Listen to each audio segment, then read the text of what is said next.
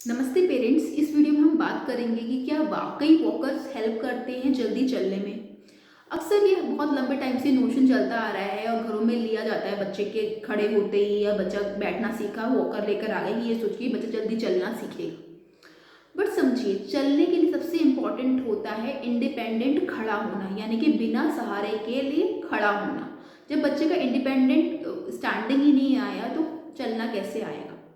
दूसरी चीज़, बच्चे को वॉकर पे बिठा दिया।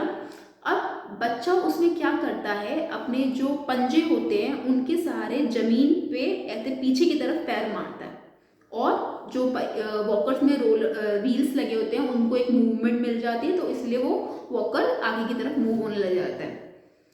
लेकिन हम चलने के टाइम हमारी पैरों की मूवमेंट क्या होती है, पहले हमारे जो पंजा होता है उसकी जो पैर होता है, फुट होता है, उसकी एड़ी पहले लगती है जमीन पे और फिर आगे का पंजा पार्ट लगता है।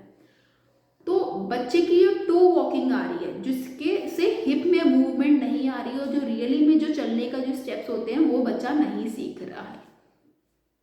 दूसरी चीज, बच्चा क्या करता है, अपने ऊपर धड़ यानी कि ट्रंक वाले पार्ट से वो वॉकर के अंदर जिसमें बैठा है उसको पुश करता है, तो अगेन उसको एक मूवमेंट मिलती है, तो वॉकर चलने लग जाता है। बच्चा, पेरेंट्स को लगता है या बाकी लोगों को लगता है कि बच्चा चल रहा है और इन्जॉय करते हैं। डेफिनेटली बच्चा बहुत इन्जॉय कर रहा होता है इस पूरे एंटायर प्रोसेस में, लेकिन ये कहीं ना कहीं किसी भी तरीके से वॉकिंग को सपोर्ट नहीं करता।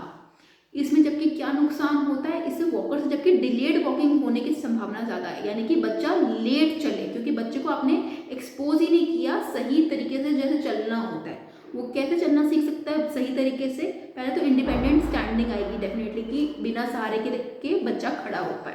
दूसरी चीज़, कोई भी ऐसी चीज़ जो वॉकर्स पहले ज़माने में आते थे, अगर आपने देखा होगा, वो लकड़ी के बने होते थे, ट्राइंगल शेप के, त्रिकोण शेप के, और उसमें लकड़ी के ही पहिए होते थे जिसे बच्चा पुश करता था, यानी कि उसे पकड़ के उसे धक्का देता था, बैठने का नहीं था, उसमें खड़ा ही होता था बच्चा। प्लस दूसरी चीज़ जैसे कि किसी भी चेयर या फर्नीचर को लेके पुश करना या दीवार के साथ चलना या बेड के सहारे चलना, वो ज़्यादा बेटर होता है, क्योंकि वो एक नॉर्मल जो वॉकिंग होती है उसको बना रहा है। और तीसरी चीज़ होती है, उसमें हेड इंजरी का बहुत ज़्यादा रिस्क होता है, क्योंकि बच्चा वॉकर पर चल रहा था, सडनली सीढ़ी आई या कोई बम्प आया, बच्चा वहाँ से डिसबैलेंस हुआ और सर के बल गिरा, जो बहुत ही कॉमनली देखा, जिससे सीवियर हेड इंजरी का रिस्क होता है। तो आई होप आप इससे समझ गए होंगे, वॉकर यूजुअली हेल्प नहीं करता आपके अर्ली वॉकिंग में, डेफिनेटली उसे डिलेड वॉकिंग हो सकती है और इंजरी का रिस्क है। आशा करते हैं जानकारी आपको पसंद आई होगी। अभी के लिए धन्यवाद।